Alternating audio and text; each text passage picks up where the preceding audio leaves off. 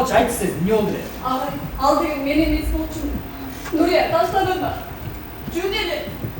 Токтот ыйынды, бычактабай. Мектеп билим уясы адамдын өмүрүндө өчпөсүз калтырган ыйгырды. Ар бир мугалимдин алгачкы сабак өткөнү, билим бергени окуучунун эсинде. Кээде мугалим менен окуучулардын ортосундагы татаал бирок абдан маанилүү мамиле түшүнбөстүк болуп келет. Мына ушундай социалдык драма театрда коюлду. Бүгүнкү күндө биз сыйлап келген, биз тарбия алып келген, биз ушулар аркылуу ушул даражага жеткен бизди окуткан, тарбиялеген мугалимдерге акыркы кездерде ушунчалык коомчулукта ушунчалык туура эмес мамиле болуп атат да. Мана ошону маданият кызматкерлери катары ушул коомчулукка, келечек урпактарга билим берип аткан кишилерди сыйлайлы, тамак жеген табагына мына билимсиз адам, келечеги жок, туңгуюк, караңгы. Ошондуктан биз ушул коомчулукка кайрылып атабыз. Келгиле мугалимдерди сыйлайлы, аларга ишенели, алардын эмгегин барктайлы. Ошондо гана биз коомчулукка деген, мугалимдерге деген көз караш өзгөрөбү деген ой болду. Жазган ушу экен. Байке, анан сабаган балдар табылдыбы? Теги сабаган балдар табылдыбы?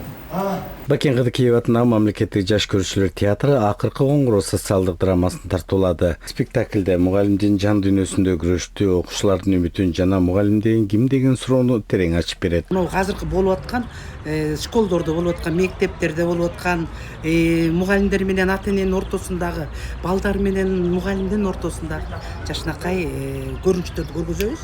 Буюрса ушуга чейин мугалимдер жөнүндө эч кандай спектакльдер болбоптур. Кудай буюрса биринчи жолу болуп атат. Мынакей жакында эле биз экинчи спектакльди да чыгарып атабыз. Биринчиси Чыңгыз Айтматовдун Жамилясын коюп кетти Улам мырза. Сонун анда келип көрсөңүз болот. Жаштарга өтө ошондогу көрүнүштөрдү көрө аласыздар да. Тарбиялары негизи спектакльдер койгондо тарбиясы барды коебуз да, элге көргөзүш керек да. Ошо бизди көрүп эл тарбиялансын, бизди көрүп жаштар ошол жакшы жолго түшсүн деп спектакльдерди коебуз. Эмне кылып салганын түшүндүңүзбү? Оңой окутулган деп ойлобуз. Андай оюндар. Спектакль көрүүчүнү билим берүүнүн маңызы, мээрим, адилеттүүлүк жана адамгерчилик тууралуу ой жүгүртүүгө чакырат. Жээнбек Моңошов спектакльде мектептин директорунун ролун аткарып, чоң жоопкерчиликти сездим дейт актер. Акыркы коңгуроо спектакльде мен директор, бир класстын, бир мектептин директору. Бул жерде көбүнчө жанагы мугалимдер тууралуу, окуучу менен мугалимдин ортосундагы карым катнаш азыркы учурда өзүңүздөр көрүп атасыздар да. Көбүнчө мугалимдерди илгерки мугалимдерди көрбөй калдык, окуучулар маани бербей калды дегенде, эми ошону көргөн окуучу дагы, көрүүчү дагы, мугалимдер дагы сабак алса деген бир ой. Өзүн өзүнө көрүшсө, мугалимдер кандай жашоону башынан өткөрүп атат. Жеке эле барки окуучулар менен эмес, мугалимдер өзүнчө кабинетте отурганда өздөрүнчө турмушу деген бар да. Үйдө эне болот, үйдө ата болот, ал эми мектепте болсо кадимкидей балдарга дагы эне болот.